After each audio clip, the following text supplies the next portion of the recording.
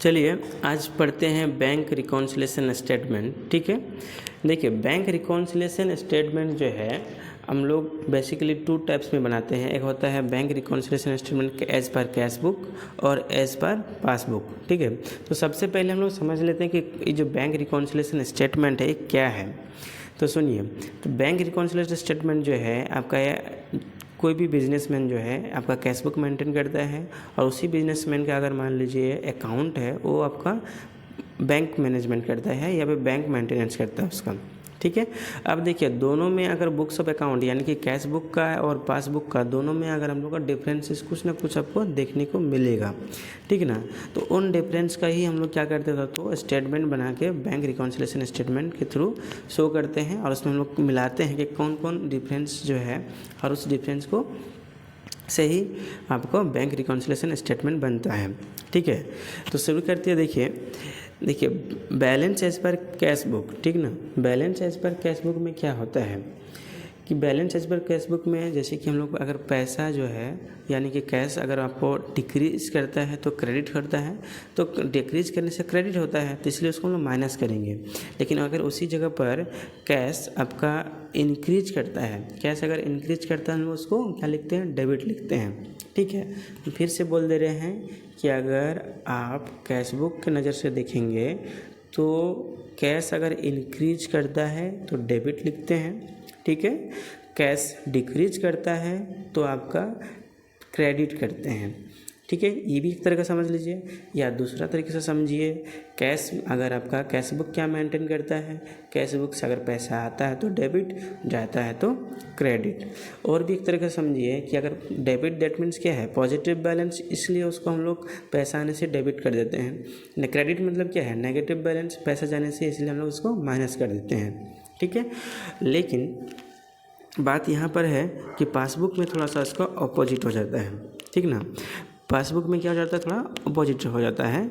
जैसे कि अगर कैश बुक में डेबिट में प्लस है लेकिन पासबुक में वही चीज़ आपका क्या हो जाएगा, माइनस हो जाएगा।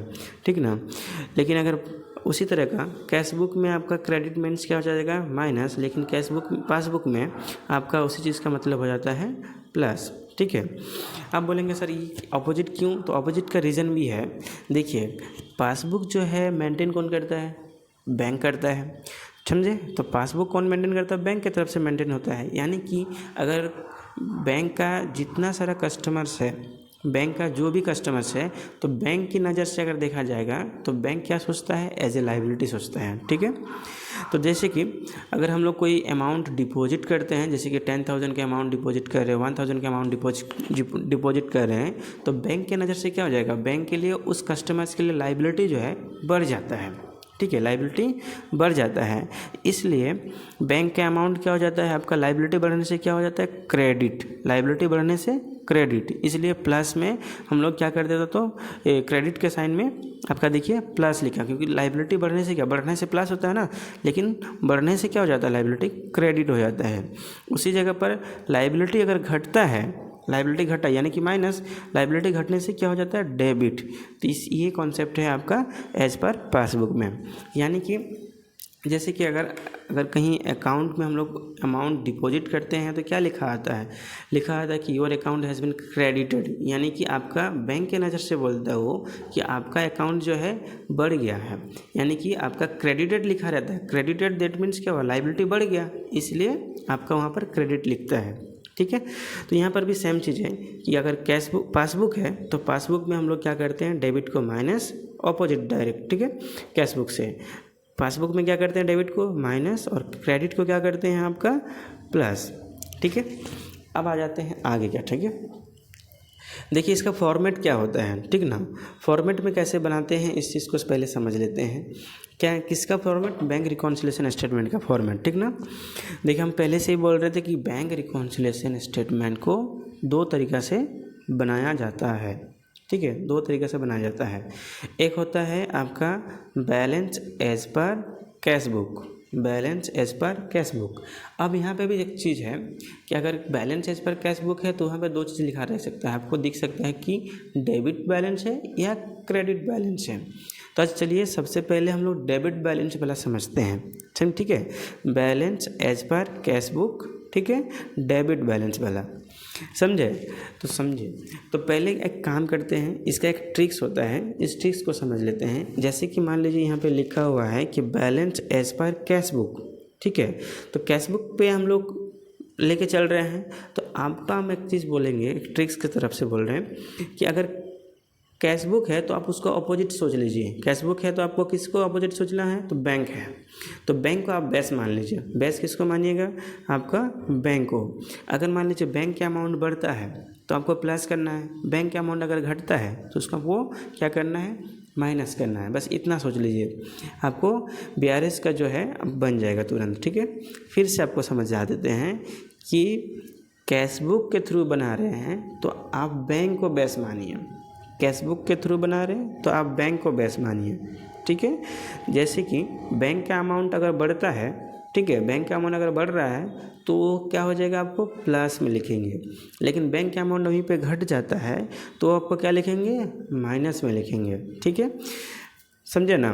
इसीलिए देखिए यहाँ पे ऐड में हम लोग लिखे हैं कि अगर ऐड में लिखते हैं कि any increase in the bank, अगर कोई भी बैंक में इंक्रीज होता है तो उसको हम लोग प्लस साइड लिखेंगे, ठीक ना।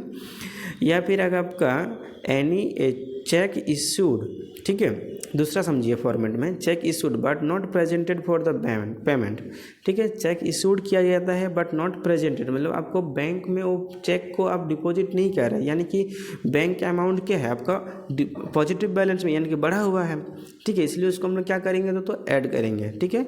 उसके बाद देखिए क्या बोले आपको कि बैंक में अमाउंट अगर घट जाता है तो उसको हम लोग किस साइड लिखते हैं? लेस साइड लिखते हैं, यानी कि लेस करते हैं।